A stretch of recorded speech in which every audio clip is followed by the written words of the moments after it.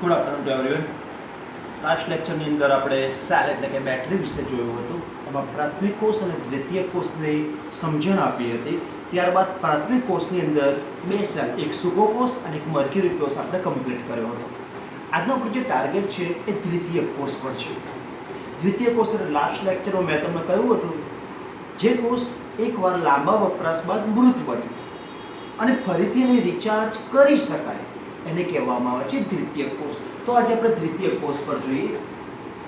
તો દ્વિતીયક કોષમાં એક ઉદાહરણ, ચલો ટાઇટલ છે લેડ સંગ્રાહક કોષ.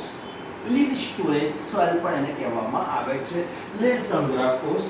અને પરીક્ષા માટે પણ આ ટોપિક બહુ ઇમ્પોર્ટન્ટ છે. તો લેડ સ્ટોરેજ કહેવાય કોને, આ સંગ્રાહક કોષ કહેવાય કોને, તો વ્યાખ્યા જરા સમજો. બે કે તેથી વધારે કોષોને શ્રેણીમાં જોડી ને વધારે વોલ્ટેજ મેળવવા માટે તથા તેનું ચાર્જિંગ થઈ શકે તેને લેડ સંગ્રાહક કોષ કહેવામાં આવે છે. એટલે લેડ સંગ્રાહક કોષ મતલબ એવો છે કે બેના એક કરતાં વધારે જોડે લેવામાં આવે. એક પોઈન્ટ પર બીજું, બે વોલ્ટેજ કરતાં વધારે વોલ્ટેજ પ્રાપ્ત 2, 4, 6, 8, 10, 12 એ રીતે વોલ્ટેજ પ્રાપ્ત કરી શકાય અને જેને રિચાર્જ કરીને પુનઃજીવિત કરી શકાય અને લેડ સંગ્રાહક કોષ કહેવામાં આવે છે. આજે આપણે જે બેટરીને ડિસ્કસ કરીશું એ વાહનોની અંદર જે બેટરી હોય છે, બાઇકની અંદર જે બેટરી હોય છે, કારની અંદર જે બેટરી હોય છે, ટ્રકની અંદર જે બેટરી હોય છે, એ બેટરી વિશે આપણે ડિસ્કસ કરીશું. તો લેડ સંગ્રાહક કોષની એક સિમ્પલ મેં આકૃતિ બનાવેલી છે. સિમ્પલ આકૃતિ, જરા ધ્યાનથી જુઓ. એક પાત્ર છે. પાત્રની અંદર એનોડ તરીકે લેડ ધાતુની પ્લેટ લેવામાં આવે છે. એટલે કે વાદળી જેવી લેડની પ્લેટ એનોડ તરીકે લેવામાં આવે છે. વાદળી એટલે કે સ્પંજ. વાદળી જેવી લેડની પ્લેટ એનોડ તરીકે લેવામાં આવે છે. અને કેથોડ તરીકે PbO2 લેડ ડાયોક્સાઇડનું આવરણ ચડાવેલ લેડ ધાતુની પ્લેટ. બંને જગ્યાએ લેડ છે એટલે આનું નામ આપ્યું છે લેડ સંગ્રાહક કોષ. ધ્યાનથી જોજો, લેડ સંગ્રાહક કોષમાં એનોડ અને કેથોડ બંને પર લેડ વિદ્યુત ધ્રુવ છે. એનોડ તરીકે વાદળી જેવા લેડની પ્લેટ અને કેથોડ પર PbO2 નું અસ્તર ચડાવેલ લેડની પ્લેટ લેવામાં આવે છે. આ બંને વિદ્યુત ધ્રુવોને 38% વેઇટ બાય વેઇટ સાંદ્રતા ધરાવતા સાંદ્ર H2SO4 ના દ્રાવણમાં ડુબાડવામાં આવે છે. બુકની અંદર 38% લખ્યું છે પણ ટકા weight by volume, weight by એવું ક્લિયર નથી કર્યું. તો સાંભળજો, આ જે દ્રાવણ છે 38% વેઇટ બાય વેઇટ સાંદ્રતા ધરાવતું સલ્ફ્યુરિક એસિડનું દ્રાવણ લેવામાં આવે છે. આ થઈ ગઈ રચના. એટલે પરીક્ષામાં જો ક્વેશ્ચન પૂછાય તો તમારે આકૃતિ દોરીને આ ત્રણ મુદ્દા રચનાની અંદર લખવાના છે. હવે ખાસ મેં એક નોંધ લખી છે, નોંધ જરા ધ્યાન રાખજો. જ્યારે આ બેટરી કમ્પ્લીટ કામ કરતી હોય શરૂઆતમાં, તો 38% વેઇટ બાય વેઇટ સાંદ્ર સલ્ફ્યુરિક એસિડનું દ્રાવણ છે એની ઘનતા શરૂઆતમાં 1.25 થી 1.30 ગ્રામ પ્રતિ મિલી હોય છે.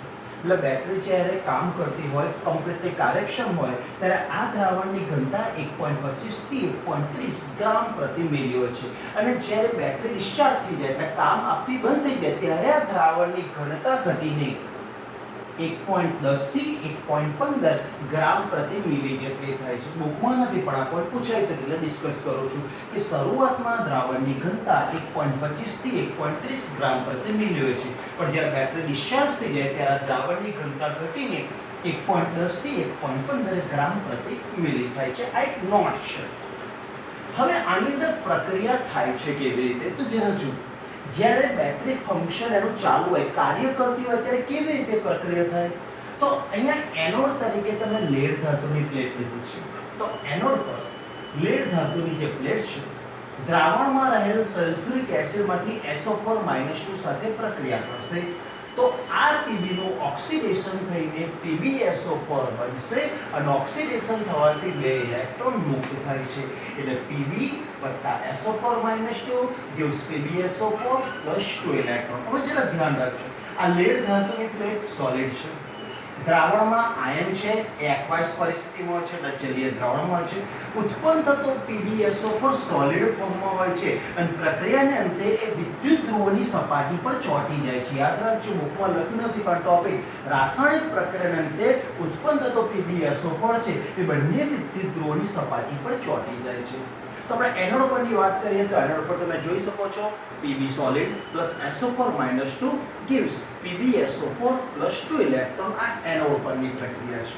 હવે કેથોડ પર તમે PbO2 નું અસ્તર ચડાવેલ લેતી છે. તો PbO2 દ્રાવણમાં રહેલો SO4 - 2. હવે જરા સાંભળો, આ વસ્તુ ડાયરેક્ટ યાદ નહીં રાખવાની. બે ઇલેક્ટ્રોન એનોડ પરથી મુક્ત થયા એ બે ઇલેક્ટ્રોન સ્વીકારશે.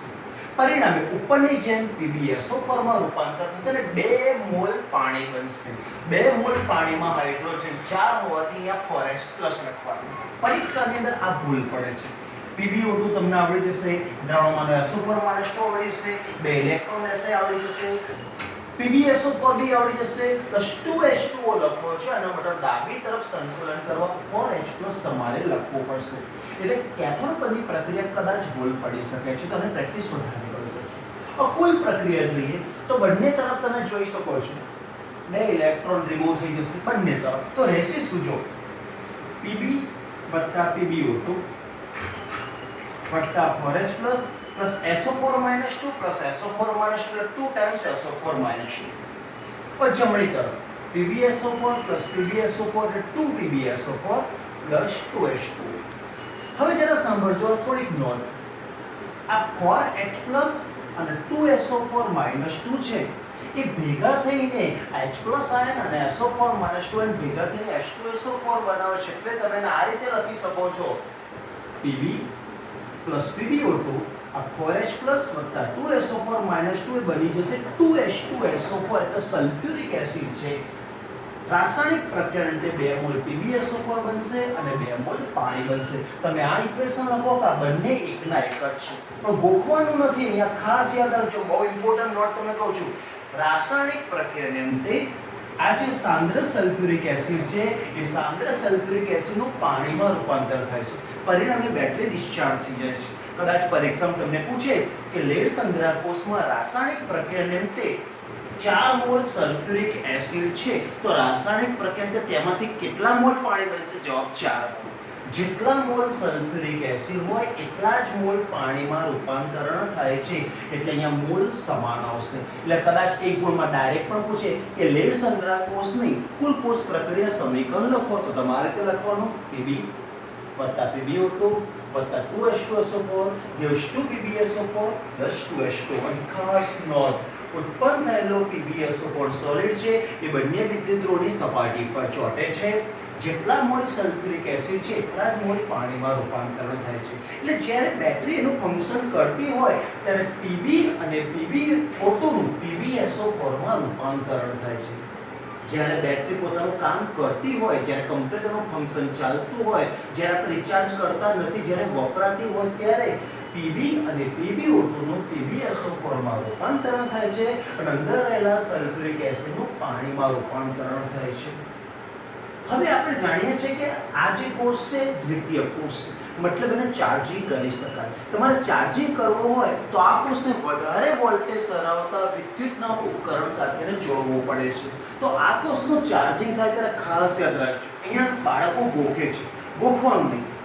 જ્યારે લેડ સંગ્રાહકોષનું ચાર્જિંગ કરવામાં આવે છે તો એનોડ એક કેથોડ બની જાય છે અને કેથોડ એ એનોડ બની જાય છે. એક વાત યાદ રાખજો, જ્યારે લેડ સંગ્રાહકોષને ચાર્જિંગ કરવામાં આવે, જ્યારે વાહન અને બેટરી જ્યારે ચાર્જિંગ થાય છે ત્યારે એનોડ એ કેથોડ બની જાય અને કેથોડ એ એનોડ બની જાય. Point number 1. હવે પોઈન્ટ નંબર 2, તમારે પ્રક્રિયા ઉલટાઈ દેવાની. બટ હું શું કહેવા માંગુ છું, જો આ કેથોડ છે એ એનોડ બનશે અને કેથોડની પ્રક્રિયા ઉલટાવી દો તો તમે જોઈ શકો છો PbSO4 plus 2H2O gives PbO2 plus SO4 - 2 plus 4H plus 2 electron.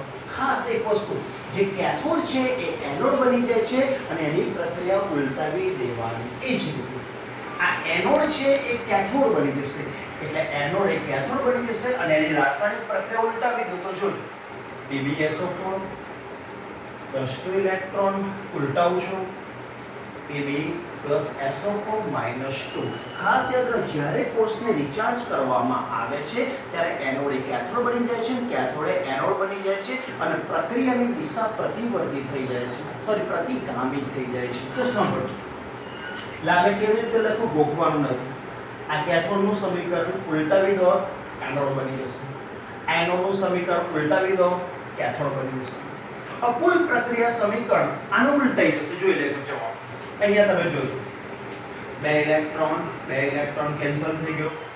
હવે જરા ધ્યાનથી જોજો, PbSO4 પ્લસ PbSO4 એટલે તો PbSO4 plus 2H2 Pb plus PbO2 plus અહીં જો 4H પ્લસ SO4 -2 SO4 -2 ભેગા થઈને H2SO4 બની જશે. એટલે કદાચ જો પરીક્ષામાં તમારી પાસે સમય ના હોય તો તમે ચાર્જિંગનું સમીકરણ અને ઉલટાવી દો. જોજો તો તમારું ચાર્જિંગનું સમીકરણ છે. એટલે બાળકો ગોખે છે, ગોખવાનું નથી, તમારે આ કમ્પ્લીટલી મોડી રાખવાનું છે. અને ચાર્જિંગ થાય તો પ્રક્રિયા બદલી કરો. જે પુરોગામી પ્રક્રિયા છે પ્રતિગામી પ્રક્રિયામાં રૂપાંતરણ થઈ જાય છે. આ ચાર્જિંગ પ્રક્રિયા મતલબ ચાર્જિંગ કરવામાં આવે છે તે એનોડ એ કેથોડ તરીકે વર્તે છે, કેથોડ એ એનોડ તરીકે વર્તે છે. પોઈન્ટ નંબર 2, જ્યારે એક વિદ્યુત ધ્રુવોની જોડ હોય, મતલબ એક એનોડ અને એક કેથોડ હોય, ત્યારે આ જે લેડ સંગ્રાહક કોષ છે 2 વોલ્ટ જેટલો વધારે વિદ્યુત પ્રવાહ ઉત્પન્ન કરે છે. આ કોષ 2 વોલ્ટ જેટલો વધારે.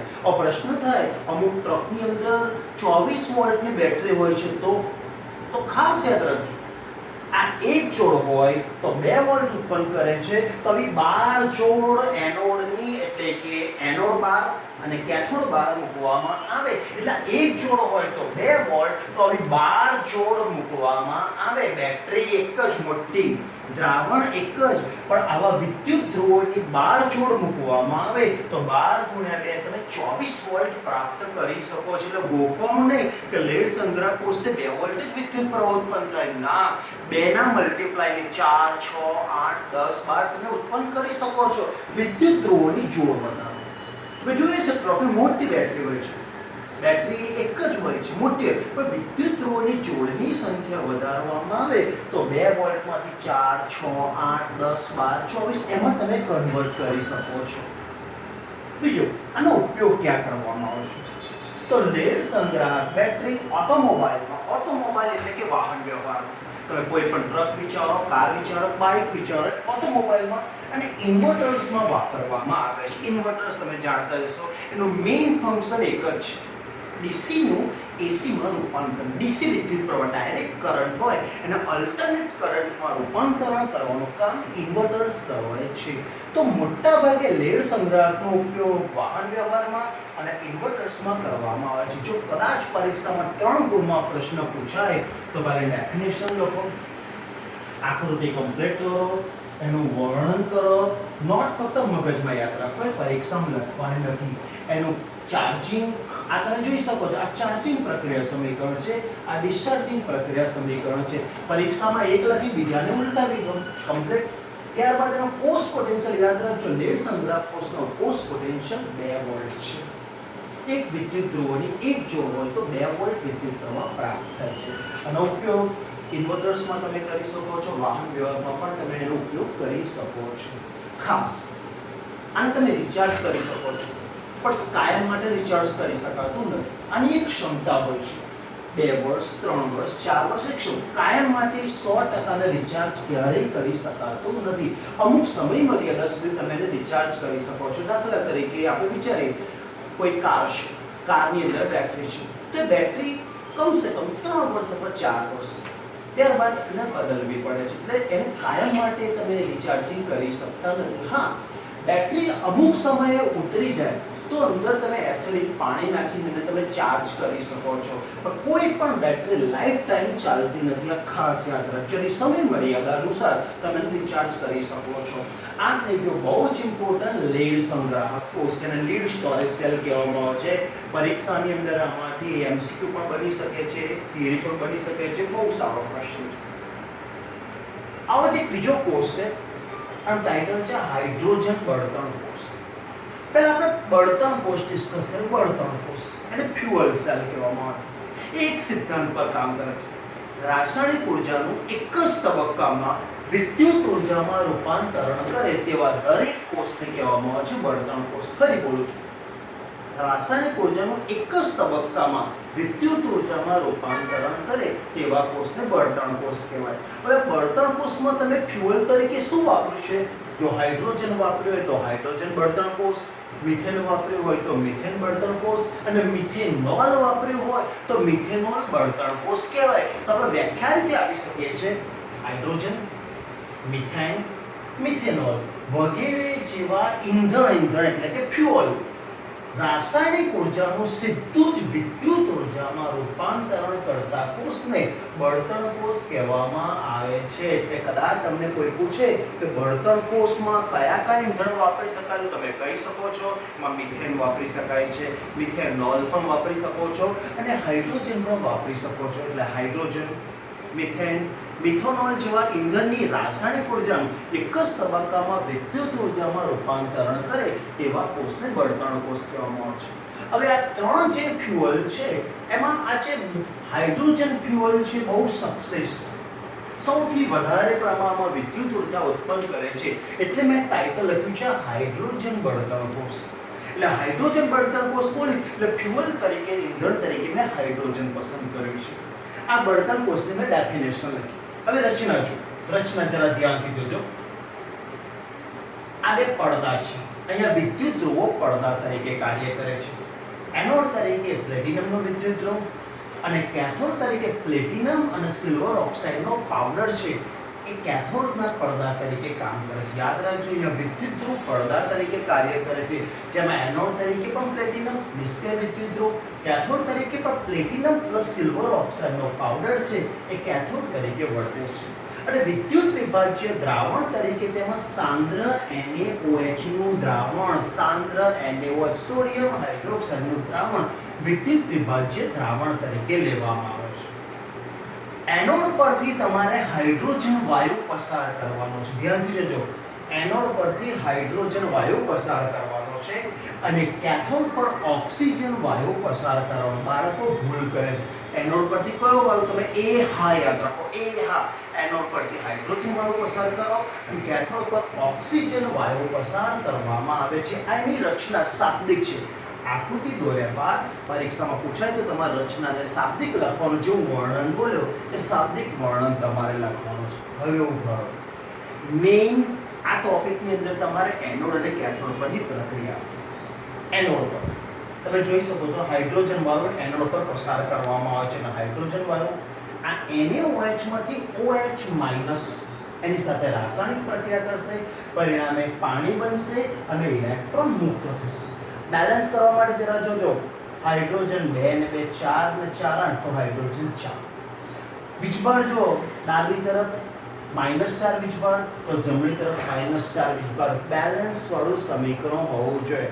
H2 ગેસ વિદ્યુત વિભાજ્ય OH- સાથે પ્રક્રિયા કરશે, પાણી બનાવશે અને ઇલેક્ટ્રોન મુક્ત કરશે. પછી તમારે સમીકરણ બેલેન્સ કરી દેવાનું. હવે કેથોડ પર ઓક્સિજન છે, ઓક્સિજન. હવે તમે સમજો, આ 4 મોલ પાણી અને 4 ઇલેક્ટ્રોન ઉત્પન્ન થયા એને પોતાની જોડે લઈ લેશે. પણ મારે ઇલેક્ટ્રોન 4 જ રાખ્યા છે, પણ અહીંયા મેં હાઇડ્રોજનનું પ્રમાણ અડધું રાખ્યું છે. ધ્યાન રાખજો, બેલેન્સ કરવા માટે O2 પ્લસ આનું અડધું કરો 2H2O પ્લસ 4 ઇલેક્ટ્રોન, તો જવાબમાં થશે H2O નું OH- માં રૂપાંતર થશે. અહીંયા તમે જુઓ OH- નું H2O માં રૂપાંતરણ થાય છે. અહીંયા H2O નું OH- માં રૂપાંતર. જો તમને યાદ ના રહે તો આ રીતે લખો, કેથોડ પર O2, આ H2O નું પ્રમાણ અડધું કરી કાઢો પ્લસ 4 ઇલેક્ટ્રોન અને 4 OH અહીંયા યાદ રાખવા માટે. બાકી તમારે આ લખીને પ્રેક્ટિસ કરશો ત્યારે તમને યાદ રહેશે આ વસ્તુ. તો એનોડ અને કેથોડ પરની આ પ્રક્રિયા સમીકરણ બેલેન્સ વાળા છે. વીજભાર ચેક કરી, જમણી તરફ -4, ડાબી તરફ -4. ઓકે, બધું કમ્પ્લીટ છે. સમીકરણ કમ્પ્લીટ, એનું બેલેન્સ કરેલું પણ જોશે. હવે એનું કુલ કોષ પ્રક્રિયા સમીકરણ લખું, જરા ધ્યાનથી જોજો. આ 4 ઇલેક્ટ્રોન ડાબી તરફ, 4 ઇલેક્ટ્રોન જમણી તરફ ઉડી ગયા, 4 OH- ડાબી તરફ, 4 OH- જમણી તરફ ઉડી ગયા. હવે જરા ધ્યાનથી જુઓ, અહીંયા જમણી તરફ 4 H2O છે, અહીંયા ડાબી તરફ 2 H2O છે, તો બેલેન્સ થાય તો બંને બાજુ 2 હોય તો જમણી તરફ 2 H2O બાકી રહેશે. તો જરા જોજો 2H2 gas plus O2 gas, આ 2 H2O આ 4 H2O નીકળી ગયા એટલે જમણી તરફ 2 H2O રહેશે, gives to H2O.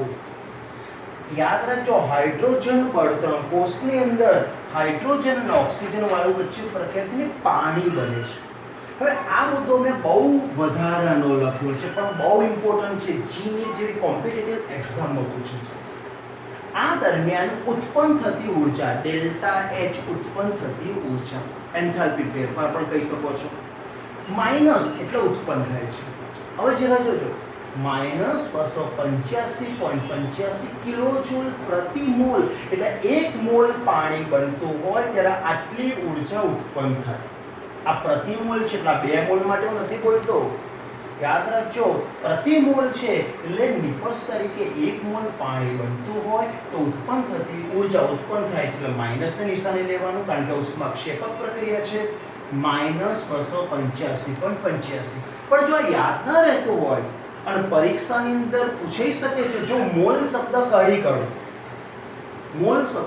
કાઢો તો અહીંયા 2 મોલ છે તો તમારે આ જવાબને 2 વડે ગુણી કાઢવાના એટલે 571.7 થઈ જશે. ફરી સમજો પ્રતિ મોલ આવે તો તમારો જવાબ આ સમીકરણને તમે 500 વડે ગુણી કાઢો તો પ્રતિ મોલ આવે તો તમારો જવાબ લખવાનો -285.85.